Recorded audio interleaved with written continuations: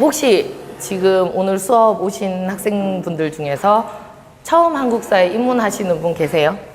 오늘 처음이다. 처음이세요? 처음이세요? 그러면 보통 대부분은 몇 개월 정도 되셨어요? 몇 번 정도? 몇 바퀴 도셨어요? 몇 바퀴요? 세 바퀴? 세 바퀴? 그 다음에 또 세 바퀴보다 더 많이 들으셨던 분은? 안 계세요? 그럼 이제 대부분 제 생각에 한 3번 이내로 생각을 하면 되겠다, 그죠? 저는 일단 저는 일단 수업을 할 때 필기가 조금 많아요. 필기가. 그래서 여러분들이 연습장이 하나 있으시다면 연습장에다가 제가 수업을 하는 걸 빠르게 수기로 적으시고 집에 가시거든 스프링 노트 같은 곳에다가 한 번 더 옮겨 적으시면 또 한 번의 복습의 기회가 되겠죠. 그래서 이제 고등학생들 같은 경우에 내신이라든지 이런 걸 준비하는 학생들은 제가 항상 노트 검사를 하거든요. 오늘 수업하고 나면 그 다음 주에 노트 펼쳐봐. 안 되어 있으면 너 오늘 남아서 쓰고 가. 그렇게 얘기를 해요. 근데 우리 뭐 다 큰 성인이신데 제가 정말 유치하게 학생 취급하듯이 노트 검사를 일일이 할 수는 없는 거고 알아서들 잘 하시리라고 믿습니다. 그래서 꼭 필기를 간단하게 하셨다가 집에 가셔서 수기로 꼭 적어 보시고 네, 그러면 혹시 뭐 궁금하신 사항 있으세요? 네, 그리고 참 수업 시간은 한 번 더 말씀을 드리면 일단 한 강 한 강 위주로 진행이 될 거예요. 그래서 뭐 어떤 강 같은 경우에는 한 40분에 끝날 수도 있고 어떤 강은 50분을 꽉 채워서 또는 60분이 다 돼서 끝날 수도 있어요. 그래서 만약에 60분이 다 돼서 끝나는 강의 같은 경우에는 쉬는 시간은 제가 짧게 정말 짧게 5분만 드릴 거고 만약에 한 40분 만에 끝났다. 지금 9시부터 수업을 시작을 했는데 9시 40분에 끝났다. 그러면 모든 수업은 정각에 시작하겠습니다. 그렇게 되면 쉬는 시간이 20분이 되겠죠? 그죠? 네, 그렇게 해서 한 강 한 강으로 구분을 해서 수업을 하도록 할 테니까 그렇게 참고를 하시고 그 다음에 이제 여러분들이 지금 교재가 오늘 처음 오신 분들은 이 교재를 처음 받으셨겠지만 기존의 수강생들은 교재가 지금 바뀌었어요. 바뀐 이유가 이거는 이제 뭐 선생님이 제가 보는 관점인데 지금 뭐 제가 이 교재를 선택을 한다고 해서 이 교재 출판사로부터 제가 뭘 받는 거는 전혀 아니고 이 교재를 보니까 조금 내용을 알기 쉽게 풀어놨어요. 그러니까 흔히 말하면 표에다가 이렇게 갈락갈락하게 이렇게 이제 서술이 되어 있어서 찾아보기가 좀 쉽더라고요. 기존에 있는 한국사 대부분의 책들은 솔직하게 너무 글이 많아요.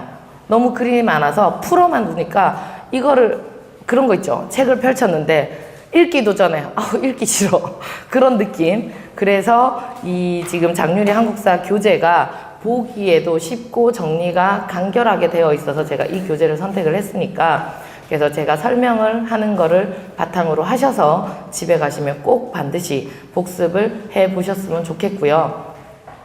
한국사 공무원 시험 같은 경우에는 정말 까다롭고 어렵게 되어 있어요. 흔히 말하면 떨어뜨리기 위한 시험이죠. 예, 합격생을 많이 배출하는 게 아니라 누구를 얼마만큼 떨어뜨릴까 하는 문제이기 때문에 정말 깊이 있게 서술이 되어 있어요. 근데 처음부터 여러분 첫 페이지부터 너무 깊이 있게 공부를 하다 보면 어느 순간 저 뒤에 근현대사를 가면 앞부분이 기억이 안 나요. 역사는 절대 그렇게 공부를 하시면 안 돼요.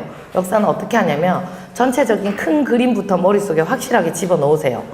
고려시대가 되었어요. 문벌귀족, 무신정권, 검문세족, 신진사대부 그 흐름들이 어떻게 어느 왕조부터 있었는지 그러니까 아주 큰 그림부터 딱 그려놓은 다음에 그 다음에 중간 단계를 암기를 하시고 그것까지 마무리가 되셨으면 책에 들어있는 아주 디테일한 사소한 것부터 그렇게 암기를 하셔야지 처음부터 너무 깊이 있게 첫 페이지부터 암기를 하시면 절대 끝까지 못 가요.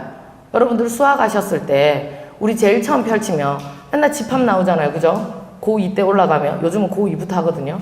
그럼 집합 나오면 집합만 파다가 저 뒤에 있는 거는 안 본단 말이에요. 그런 것처럼 항상 큰 그림부터 그려주시고 그게 된 경우에 나는 이제 큰 그림이 그려졌다 하시는 경우에는 세부적으로 꼭 공부를 하세요. 아시겠죠? 네. 그래서 오늘 수업하고 나면 반드시 집에 가서 노트에 정리 한 번 더 해보시고 복습 한 번 하시고 그리고 교재 참고해서 읽어보시고 네, 그러면 1강부터 시작하도록 하겠습니다.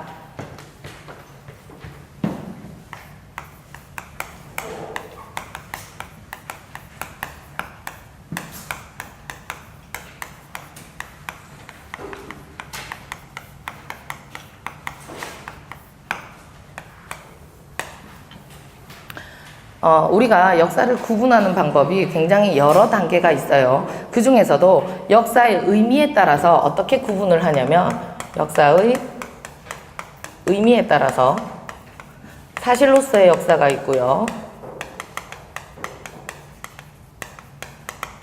기록으로서의 역사가 있어요. 사실로서의 역사는 정말 있는 사실 그대로입니다. 예를 들어서 여러분들이 부모님의 아들과 딸이다. 이건 사실이죠, 그죠? 그런데 나는 부모님의 자랑스러운 아들과 딸이다. 자랑스럽다라는 거는 누가 기준을 삼는 거예요? 이걸 쓰는 사람의 기준이거든요. 그런 것처럼 사실로서의 역사는 정말 있는 사실 그대로, 사료라든지 유물이라든지 유적을 보고 있는 사실 그대로 서술을 한 건 사실로서의 역사. 그런데 기록으로서의 역사는 역사가에 의한 자신의 생각, 주관이 들어가 있는 역사라는 거죠. 그래서 여기는 있는 사실 그대로 서술한 거, 있는 사실 그대로 서술한 것이고, 기록으로서의 역사는 역사가의 주관이 들어가 있는 역사다. 자, 그래서 신라의 6세기에 전성기 왕하면 진흥왕인데, 진흥왕이 황룡사 절을 지었다. 그러면 여러분 사실이에요? 기록이에요? 예? 기록이에요? 진흥왕 때 황룡사 절을 중건했다 하면 이건 사실로서의 역사예요. 그런데 기록으로서의 역사는 이제 어떻게 바뀌냐면, 신라 진흥왕 때 황룡사 절을 중건하여 국력을 과시했다. 그죠? 국력을 과시했는지 안 했는지는 진흥왕의 뜻이 아닐 수도 있어요. 나는 국력을 과시하려고 지은 절이 아니야.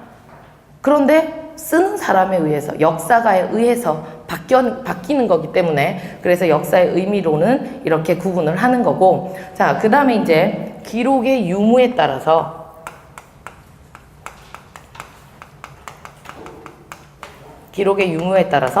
선사시대가 있고요, 그리고 역사시대가 있습니다.